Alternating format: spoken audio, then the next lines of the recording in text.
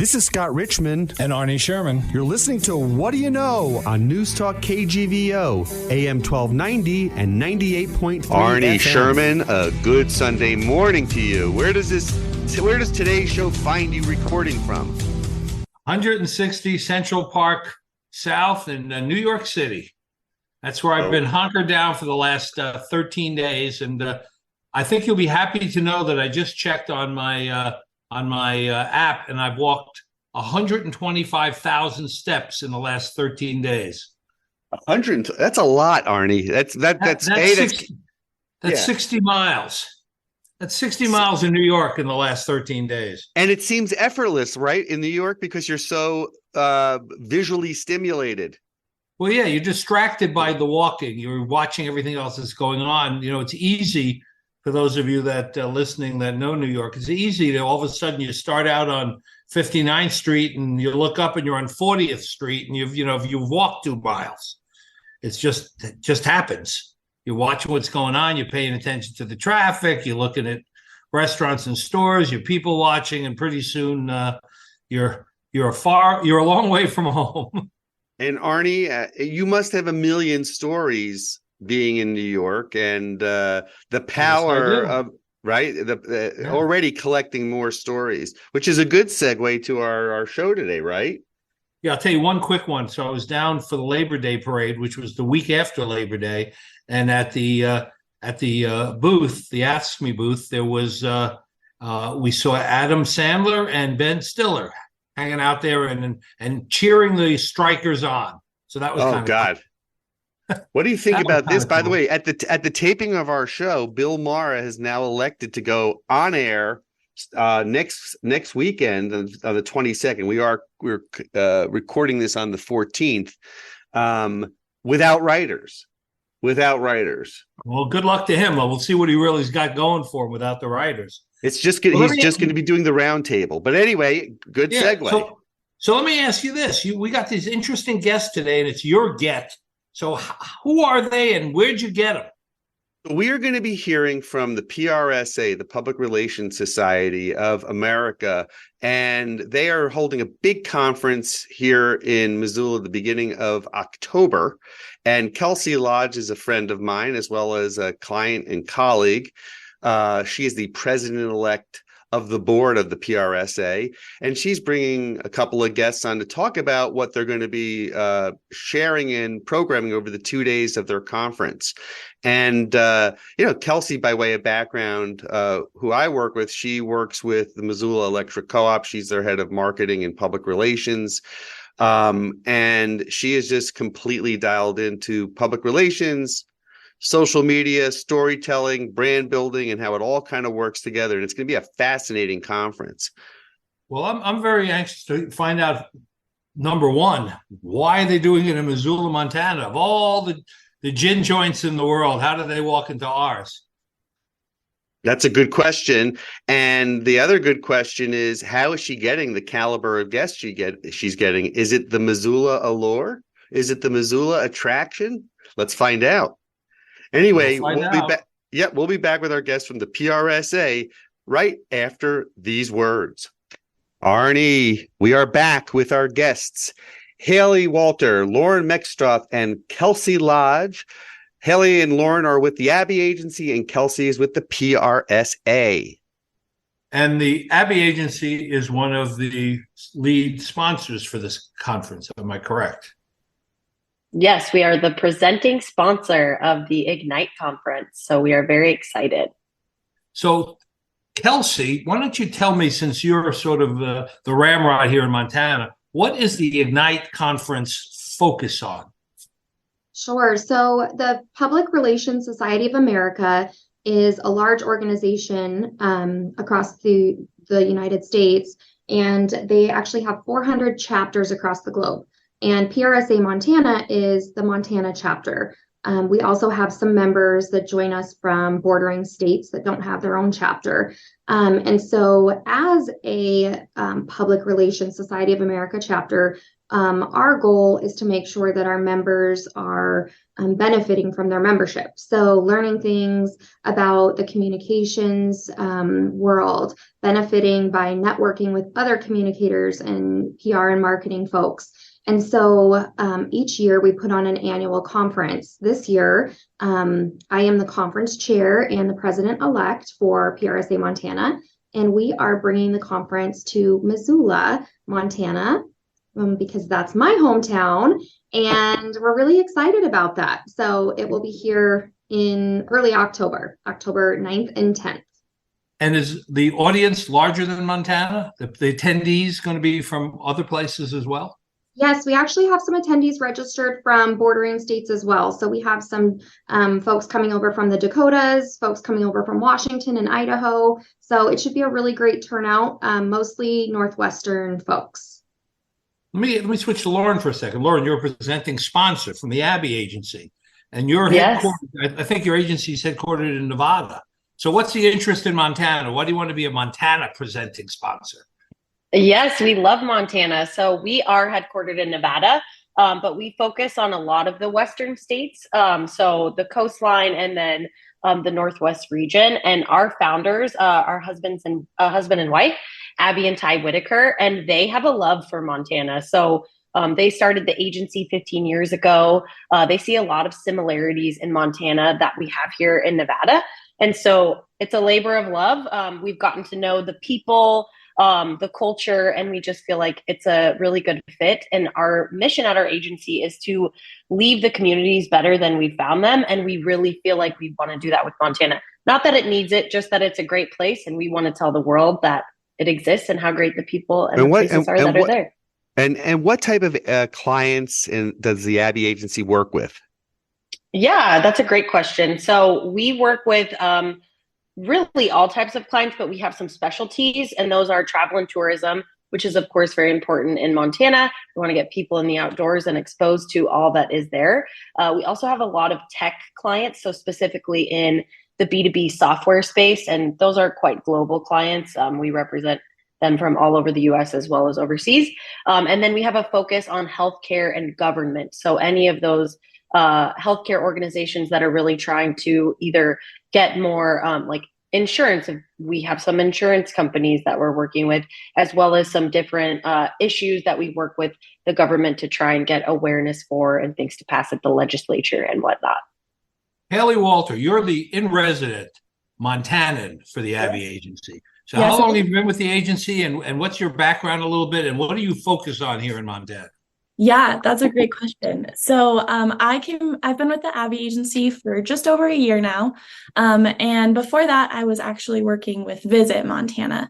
So I have a pretty deep travel and tourism background, and that's what I really focus on now. I do work with some Montana travel and tourism clients, which is definitely a love project for me. You know, coming from the state and doing Visit Montana work, I definitely want to continue to get people out here to experience, you know, our beautiful scenic views. And on top of that, I also work with some other destinations across the country. Good. Arnie and I are big fans, by the way. Arnie, you and I are big fans of Yellowstone, the TV show that's right. I knew you were going. I'm in New York, and everybody that finds out I'm from Montana, they're starting to talk to me about Yellowstone. So let me ask Lauren and Haley and Kelsey, you can all jump on this. What kind of impact has one TV show over the last few years had on travel and tourism and the other kinds of ancillary and related industries? What effect have they had on Montana? I'll jump in a little bit. Yes. If you want to fill in at the end. Start, and then I'll talk a little bit about being a resident here. Maybe. Yeah, absolutely. From a travel and tourism perspective, we're seeing that trend across the globe of people wanting to experience those destinations that their favorite TV shows are in. So in the case of Yellowstone, we really saw an influx of people coming to the area wanting to get that Yellowstone experience, if you will.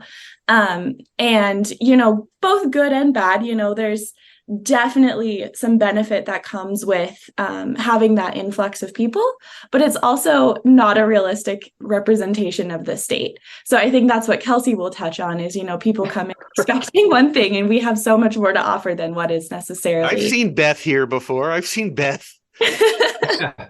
But also, you're absolutely right, Haley, about not a realistic representation. I've lived here for 27 years, and I've never seen a tribal chief in a $5,000 Armani suit with a chauffeur-driven limo. Plus, if you've watched the show at all, you realize it's never winter in Montana, apparently, from watching. Right.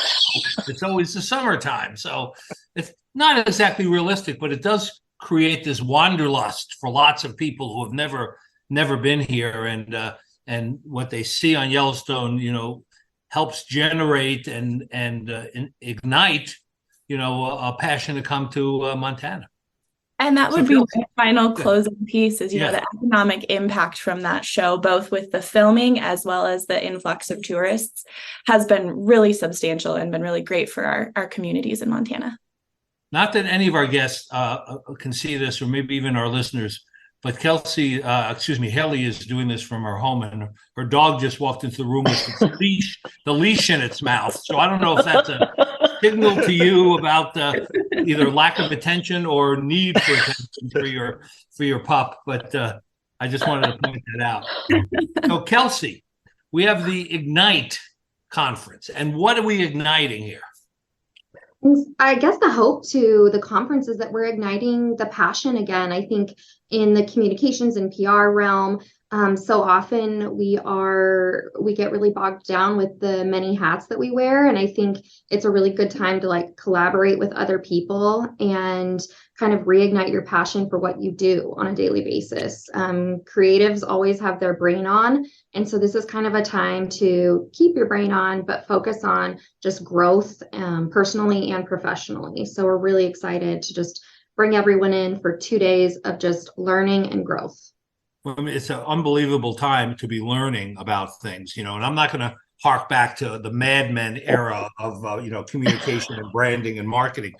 But just in the last few years with artificial intelligence, with the plethora of social media, from TikTok going to X to all you ever read about is social media, and search engine optimization and how AI is taking over. So Lauren, as the presenting sponsor, what are the new things that you're going to share with the professionals who come to the conference? Yeah, I'm actually only opening for the keynote. I'm only introducing them, so I won't be bringing that much, but definitely excited to learn. And you're right. I mean, the technology and the amount of it has increased tenfold in the last, not even a year. I think OpenAI, came out about less than a year ago. So it's been insane. And it's been really kind of interesting to see how that is shaping what we do, both as an industry. I think, every industry right now is trying to figure out how to maximize the use of AI and how to make it work for them. And we're doing that here at the Abby Agency. We're very open to using AI. We're using it across all of our service lines because we are a fully integrated agency. So we do more than just PR. We do marketing, SEO, web, creative, you name it. And all of those use AI quite differently. And it's very just cool to get your hands dirty and figure out how is it going to work. Our whole goal is to make messaging that resonates for our clients with the target audiences they want to speak to and introduce to their brands. And so AI has really been helpful in making some of those things more efficient so we can be better at what we do.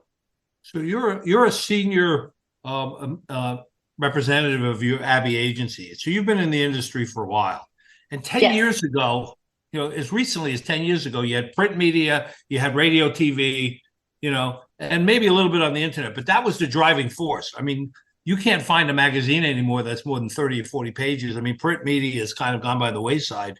I know Scott is the same thing, trying to sell Town Square, radio stuff with all this other noise coming from all these other sources. So what are the lessons? What have you learned, Lauren, over these, past decade about the transition from the way things have been done for 50 years, basically, in the industry to this new wave of communicating with customers and partners?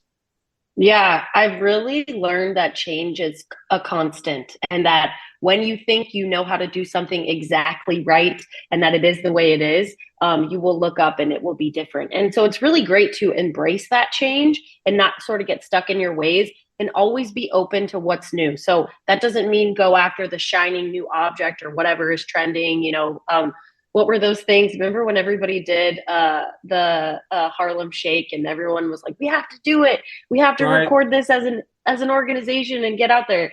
I don't think that's right for every business, but it is interesting to do the research and understand where your targeted audience is, what they like, what they're interested in, so you can make sure you have a strategy that aligns with that, so that as all these things change, you and your brand, your company are changing with them so that you stay relevant. I mean, one of the important things, I mean, somebody like Taylor Swift and her Swifties, which are Incredible. Yeah, all she would have to do at a concert is hold up a new brand of something, right? It doesn't matter what it would be, perfume, a tennis ball, it doesn't matter. And all of a sudden, the sales for that item would just go right off the charts, right, Scott? Yes. I mean, you're dealing with this all the time with your clients here. Yeah, absolutely. The power of influencers, that's Taylor Swift. Clearly, she is the greatest influencer. But moreover, the proliferation of technology and how things move very fast. And it can be daunting for clients to understand how things move so fast and what to kind of put their emphasis and their resources against versus not. So if you have experts like the Abbey Agency, Town Square Media, Kelsey, to be able to counsel your clients and say, look, I think we should really focus on here. So that's where the audience is. This is the technology that's going to bring us the greatest return on investment. That's great. That's a huge boon for folks that's not what they spend their time doing. So I see the value of PRSA to me is exponential in terms of bringing people together and really helping people. So I'm hoping and looking forward to the conference being that type of event. But then also, we can't forget the fact that we all went through 3 years of COVID, and just being together and being at a conference together and how we interact. Quite honestly, it's the same muscle memory, but it's changed a little bit. I just came back from a conference. That's why I'm kind of going down that path. It's people are very familiar with each other in this square box that is Zoom or Teams. And so trying to break out of that box and, what's the protocol of, how you interact, it's kind of interesting. So I think it'll be fun. I think the more things that the conference can do to create like a group dynamic, right, versus everybody still pretending they're on Zoom when they're in a ballroom, is a problem. Like, create the dynamic. I think that's so important. Yeah, let me ask Kelsey and Haley, since you're in the Montana milieu, so to speak. Are Montana firms and agencies comfortable with all of these new products and platforms? I mean, I know in New York and LA and Miami, Chicago, places like that, there's a much more fluidity with those sorts of things. But is there a ramp up for Montana? Do people here still think about, their marketing, their PR, their communication? Do they still think about it in more traditional ways? What's your take on that? Yeah, I think my take would be, I'm the manager of communication and PR for Missoula Electric Cooperative, which is one of the power companies here in Western Montana and a small portion of Idaho.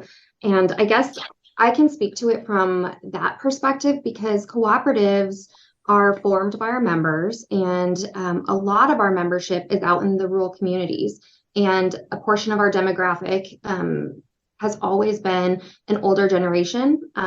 We are represented by our board, which is a member from every district, and our board is predominantly in the older age groups. And so if I went in and told them we needed to get an influencer to start talking about, our company, I think they would first be like, wait, what's an influencer? I think those conversations would be very confusing to people in their demographic. If I started talking about Twitter, they'd be like, or X, they would be like, yeah. What? Like, so it's just handling the conversation completely differently. Right. If you were saying we need an AI presence, they probably say John Wayne. Right. That's a very targeted audience these days for John. Haley, what's your thoughts, with working with the clients for your agency? Yeah, I think Kelsey kind of hit the nail on the head that it's just really understanding who your audience is. In some ways, some of the traditional platforms still really work great out here in Montana, especially as you get in more rural communities where they maybe don't have as much access to internet or cell service like we have in some of the bigger cities. But that said, I also think we have a lot of businesses starting to realize how great this new technology is, and they're very open to trying and testing and doing new things in hopes of getting that return on their investment. So I think it goes both ways of being willing to try new things, but also being mindful of who and what you're talking to and about, so that way we're not forgetting how to reach those people. Right.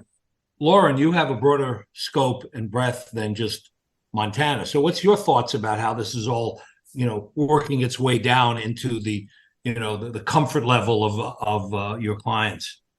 Yeah, I think what Kelsey spoke to kind of hits it perfectly. It's all about how you approach the conversations.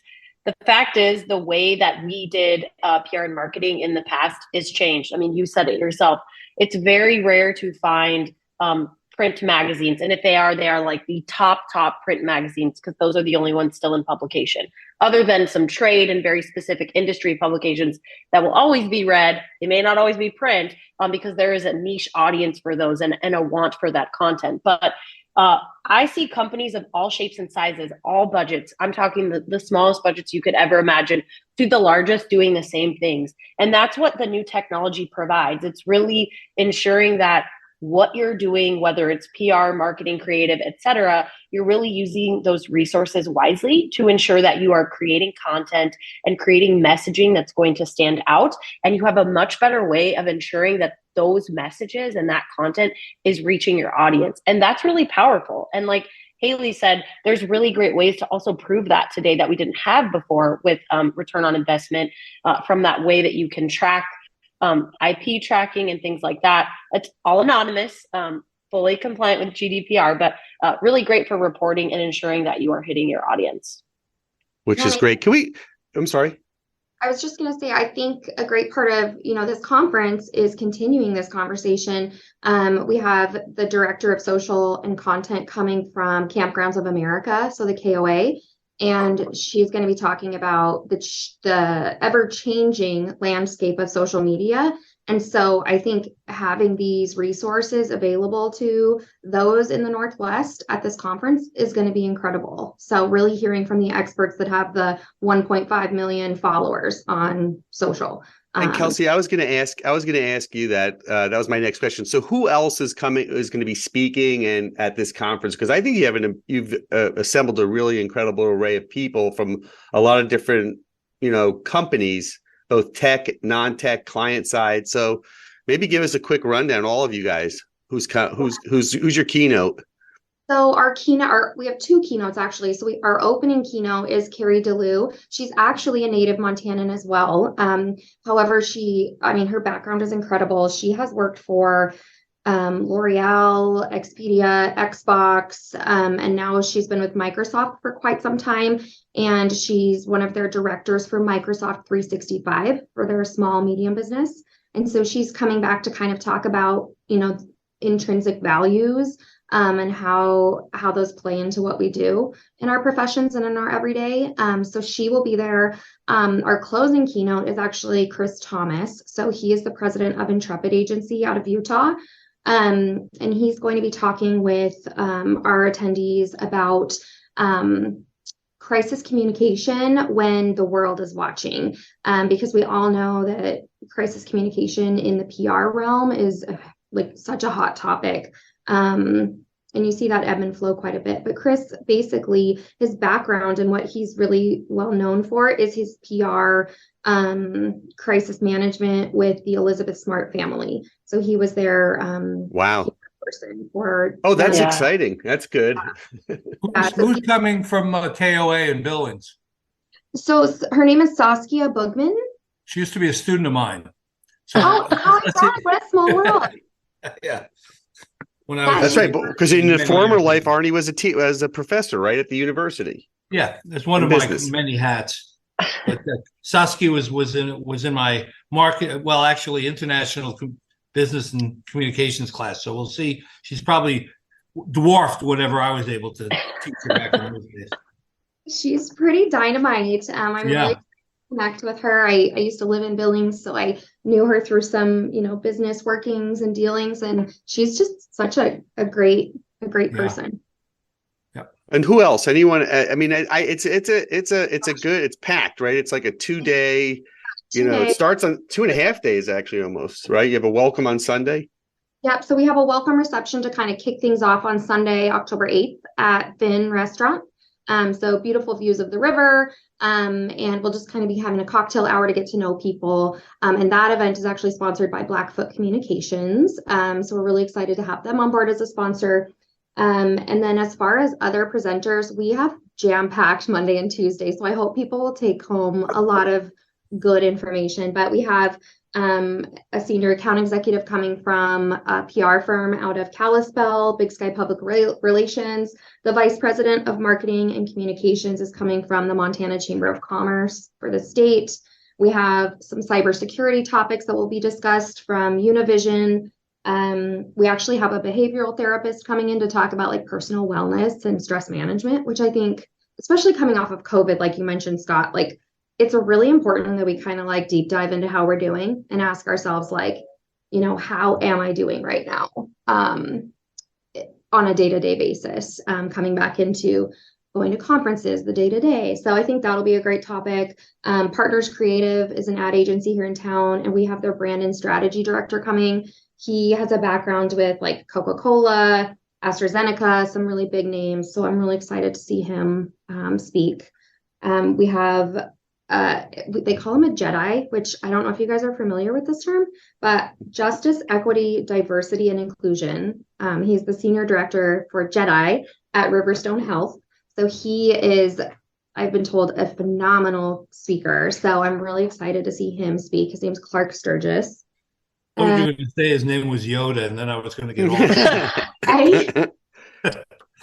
and then we have the PIO coming from Glacier National Park, which like is always, especially in the summer as a Montanan, it's like, I mean, I'm sure she gets this question a lot, but you see the people that are in the park, like trying to pet the buffalo and, all the things. And I think going into the thermal springs, to boil their skin off, that kind of thing. Yeah. So I think, just getting her perspective on some of those crisis response scenarios. We have this really awesome guy coming in from the U.S. Air Force. He was a command chief master sergeant in the Air Force. 30 years of service, served as a medic in Saudi Arabia, Somalia, South America, Iraq, etc. So he's coming to kind of talk about leadership. So I'm really excited to like. And how many people are you expecting to come to the conference? Montanans are known for last minute registration. Right. I know that. Yes. And so it's kind of up in the air right now. I think we're like dialing in on 100 right now. And I think, somewhere between 100 and 200 is what we're anticipating. I would love to get it to 300, but you never know. Well, you may. Well, let's do a quick ID. Our guests are Haley, Lauren, and Kelsey, representing the Ignite Conference for the PRSA Public Relations Society of America. They're going to have an event here in Missoula, October 8th, 9th, and 10th. My question is, for people that are interested in registering that may not be your typical person, your attendee, what's in it for them? Like in a sense of like who would you like to see there to get us to 300? What type of businesses or individuals would you like to see attend? Yeah, I mean, I think this is a great conference for everyone. We've opened it up to students. So great. Encourage like juniors and seniors in college to, especially if this is a path they want to take in life. I think it could be someone that's really wanting to go into like HR, someone that really wants to go into communications or journalism, or more traditional like marketing, management. I think this is just a great opportunity for students to get engaged and, network. Holy cow, there's going to be some really incredible people there. There will be agencies there. So great opportunity to kind of get their foot in the door for internships or whatnot. So is the university apprised of this, and do they know how they can get students here?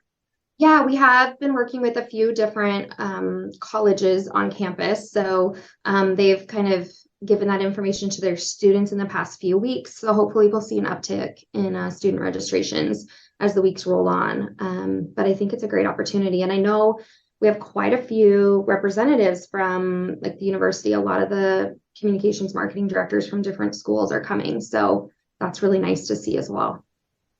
Oh, Haley. So when you're working with Montana clients, what's the number one thing? Is there a number one thing they're asking for from you? Particularly since you've only been doing this for about a year, which means to me maybe the firm hasn't been that immersed in the Montana business culture. What are you getting asked for, and what kind of a help seems to bubble up to the surface? Yeah.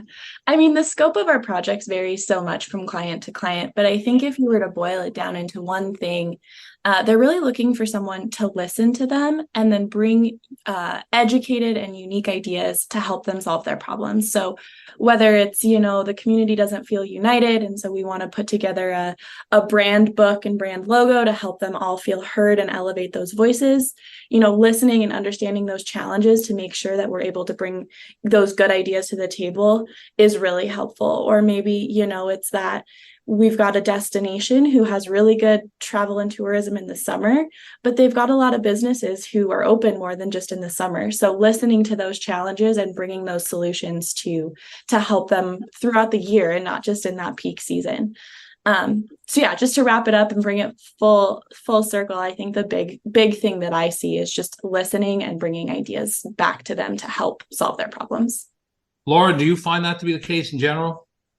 Absolutely. Yes, 100%. I think the beauty of PR and marketing and why I do this job every day is because you get to learn so much through your clients and the different industries they span, and you get to dive into the research, and it's fun, and so you're coming, these clients are coming to us with questions and problems, like Haley said, and it's really fun to dig into how you can solve that. And when you see the success, it's even better. And like Haley said, like there are plenty of businesses that depend on travel and tourism in shoulder seasons and whatnot. And we really have to do and be strategic in how to get those people there.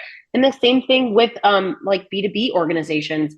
You have to do brand awareness so that people know who your company is. And a lot of times companies, regardless of size and scale, really don't know where to start. And some do. Some have giant internal marketing and PR departments, but even them sometimes are like, we're just not united. We need a third party. We need an outside source to come in, listen to everything and give us their ideas. And so, yeah, I think Haley is absolutely correct.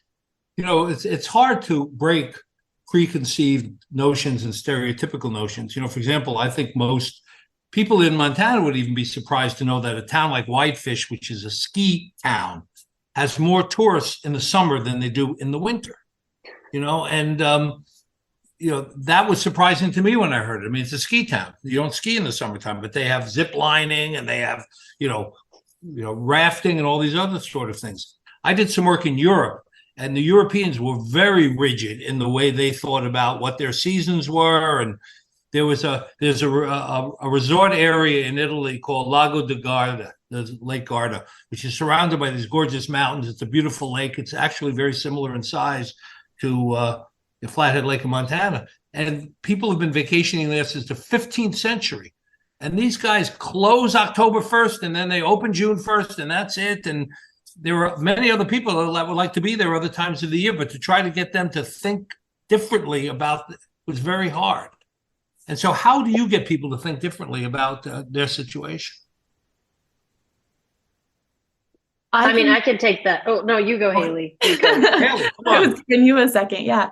I would say, it's not necessarily forcing them to think differently as much as it's, bringing, like I said, those ideas in a way that helps them, maybe reframe. At the end of the day, they're right. Peak season could be from June to October 1st. But as you start to do, maybe stakeholder interviews or listening to the community, you start to learn and glean these little insights that can kind of help reframe the whole picture in a way that, maybe broadens our perspective or gives us a unique view that then, helps us come with these solutions that better the entire community or the entire area.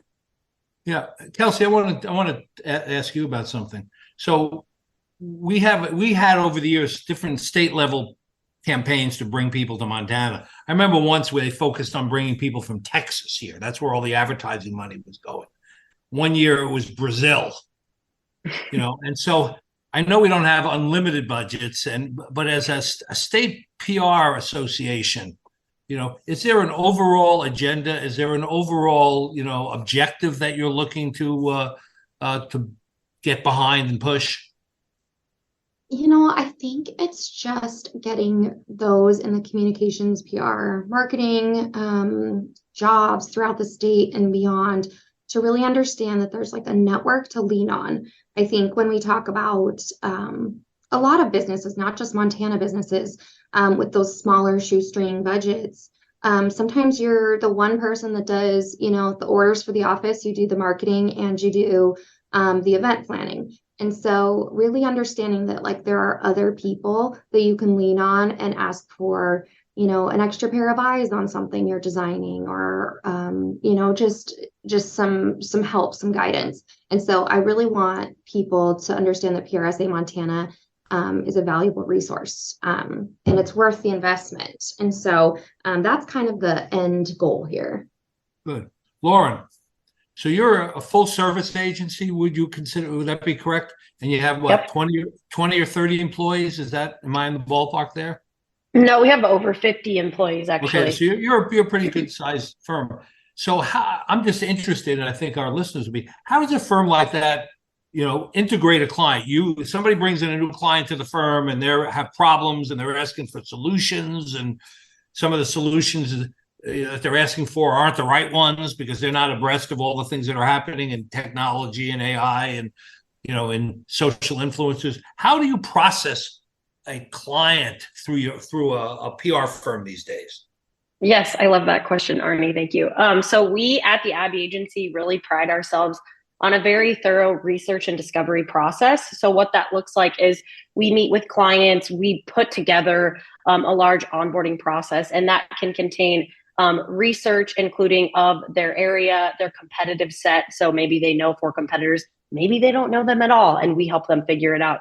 We also do formal and informal research. So any sort of audience demographics we can figure out and pin down to build personas of their audience, as well as stakeholder interviews like Haley was mentioning. A lot of these different organizations have people at various levels that all have opinions. They all know what the strengths, opportunities, weaknesses, and threats are. And so we have these conversations, we do the outside research, and then we come back with our audit findings. So that could be an SEO audit, a website audit, all of the audits, a media audit. How is their name being dragged through the mud? If so, in the media today? Is it in a certain type of media? Is it national, regional, local, whatever? We come back with all of our findings and present that to the client so that we can make sure we're going into the strategy on the same playing field. And then once we get buy-in on those audit and research findings, we build the strategy from there so that they know what we know. We are getting as familiar as we can to understand the brand or the company at the same level that they do.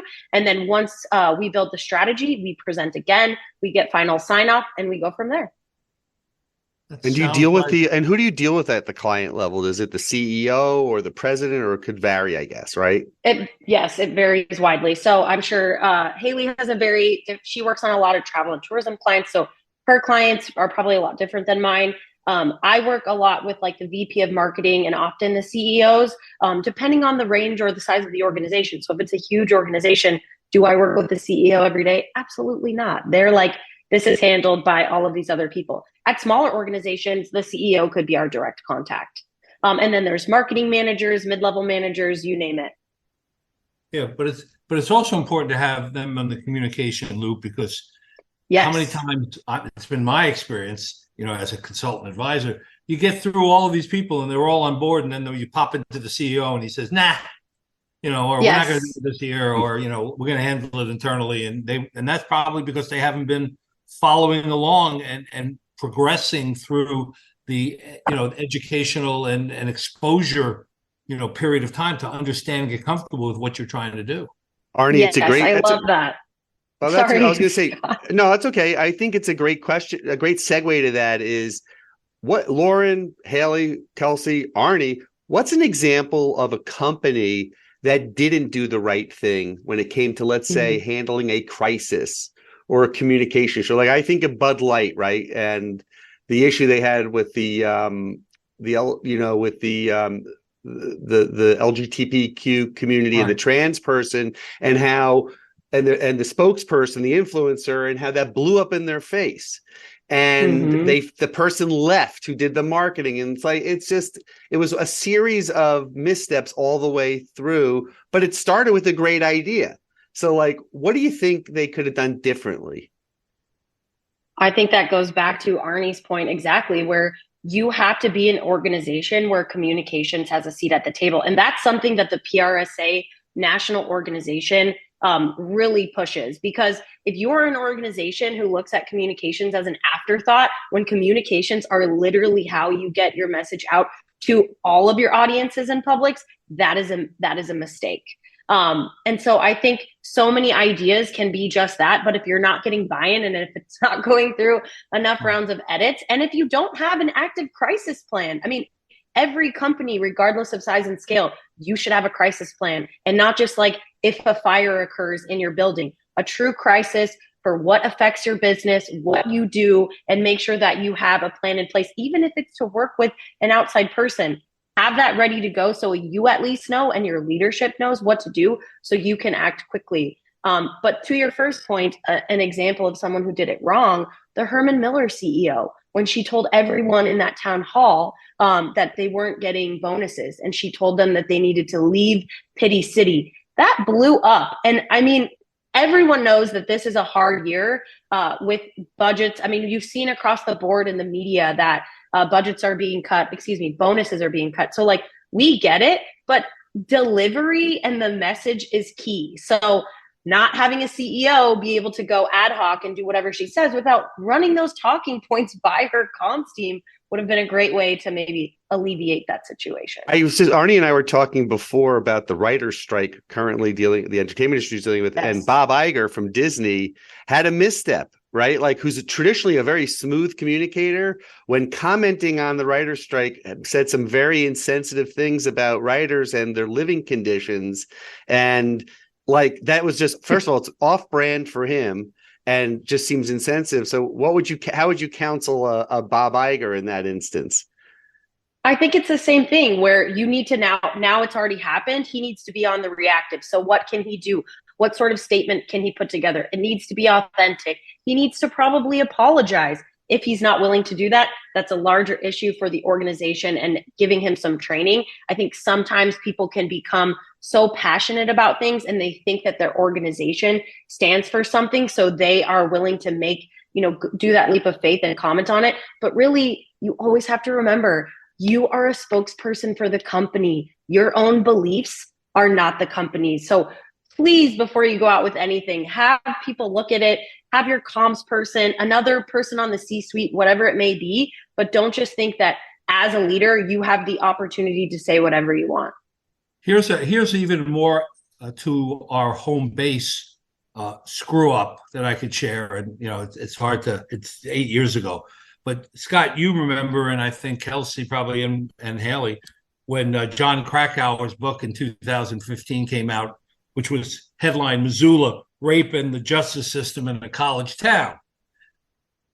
That book, if anybody read it, it said very early on in the book that Missoula wasn't that much different than a lot of other colleges around the college towns. This is a problem that a lot of college towns have. I just picked Missoula and went through it. 8 years later, the university is still feeling the impact of that. And I thought, Scott, it was handled very poorly. They didn't have if I was in charge, and I wasn't, I would have had an aggressive response from the university. They kind of did the big fade and hoped it would go away. And of course, they didn't see how social media would change. And any parent that's trying to send their kid away to college, if they start Googling University of Montana far enough, they're going to see this book. Right. And that's going to have an impact. And I thought the university handled it very poorly in terms of trying to counter and point out, even from Krakauer's own words, that this was not an unusual set of circumstances. Exactly. Listen, let's put a pin in it. This is we actually are done with our next segment. This is What Do You Know? We're here with Haley, Lauren, and Kelsey from the PRSA. Back after this. Arnie, we are back with the folks from the PRSA. So, Kelsey, there's a lot of good things that can be learned from the Ignite conference. And you want more attendees, and you don't care whether they're PR managers of companies. You could take students or interested people who want to learn more about what's going on. So how do they find out about the conference? What's the registration fee? Where is it? Give me all the specifics. All right. So if you visit PRSAmontana.com and then go to our events page, you will see a rundown of all the information on the conference. There will be links to accommodations if you're coming in from out of town and you need a group rate. If you want to register for the conference directly through there, you can. And then all the information on the conference, as well as an agenda, can be found at PRSAmontana.com. Great. And the conference is when? So the conference will be, we have a kickoff welcome reception on Sunday, October 8th. And then the actual conference is 2 days here in Missoula, Montana, on October 8th or 9th and 10th, excuse me. And the registration fee is? The registration fee varies. Students, we are doing a discounted rate, so it's $100. And then for general attendees, it's $300. If you are already a PRSA Montana member, it is $250. Great. So it's a deal, Arnie. Yeah, you get to meet Haley, Lauren, and Kelsey, which is certainly worth that at least. I want to, with our remaining minute, I want to know what's Lauren looking forward to experiencing while she's here in Missoula?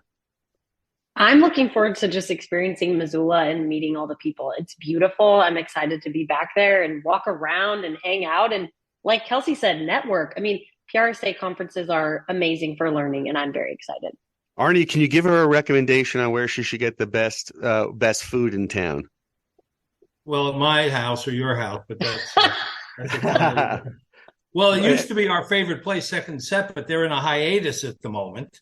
Right.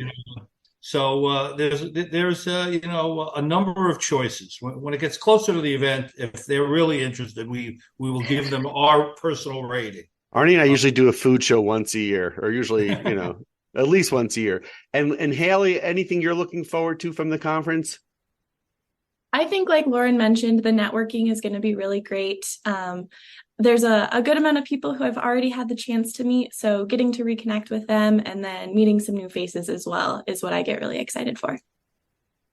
Oh, that's great. I am excited too, because it's the Ignite conference, and I love the word Ignite. I think that's going to, it's going to spark a lot of great ideas and a lot of camaraderie, to your point, about from the networking perspective, but also just thinking differently. You learn so much when you're in a group setting like that. Kelsey, you did a great job in organizing this conference. I know it's been a lot of work. Yes, it's been a labor of love. I really wanted to put something together that people would be excited about. So I think we did just that for this year. So I'm excited. Arnie, you're going to be my guest. You're going to come with me to the conference. Great. I'm happy to mingle and to be ignited. It's the PRSA. As well, he's one of our presenters. So that's right, Arn. You know what we should have done, and we'll figure it out next time. Next time we do one of these, we'll do a live radio show from one of these conferences. That's always fun. Yeah, I can talk about how I put the first foreign TV commercial on Russian television back in 1992. Wow. And now we're going full circle. Yeah, no kidding. Anyway, guys, thank you so much for joining us this morning. We really appreciate it, and looking forward to the conference. It's the PRSA Ignite conference, October 9th and 10th. Thank you for listening to What Do You Know? I can't wait for the next show, Scott.